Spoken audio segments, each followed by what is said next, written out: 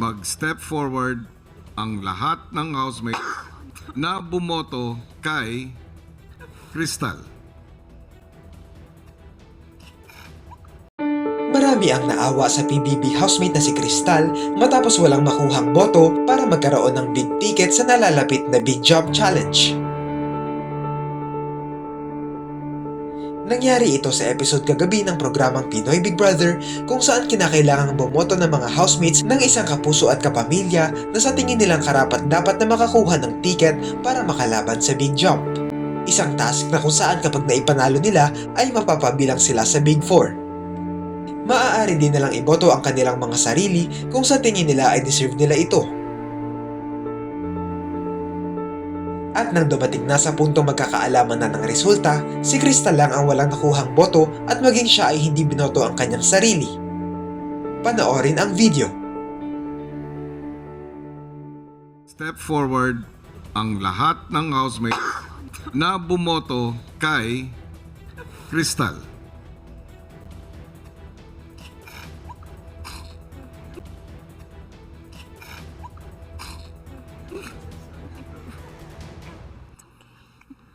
Hindi ko naman po ini-expect, kuya, na may magboboto sa akin, kuya. Kasi there are people here who's more deserving talaga, kuya. And that's okay, kuya. Let me explain.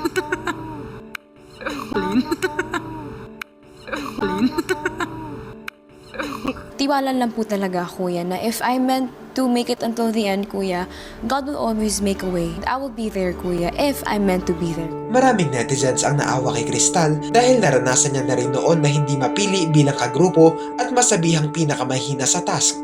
Kaya naman marami ang nalungkot na wala na naman sa kanyang pumili sa pagkakataong ito.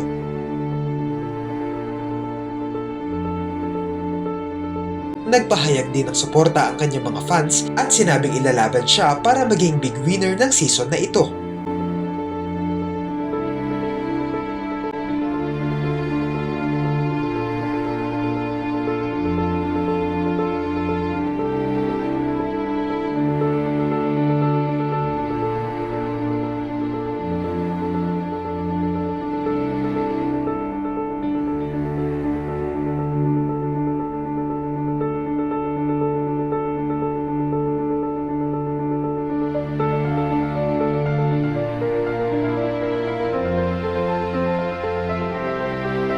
Ano ang masasabi nyo rito?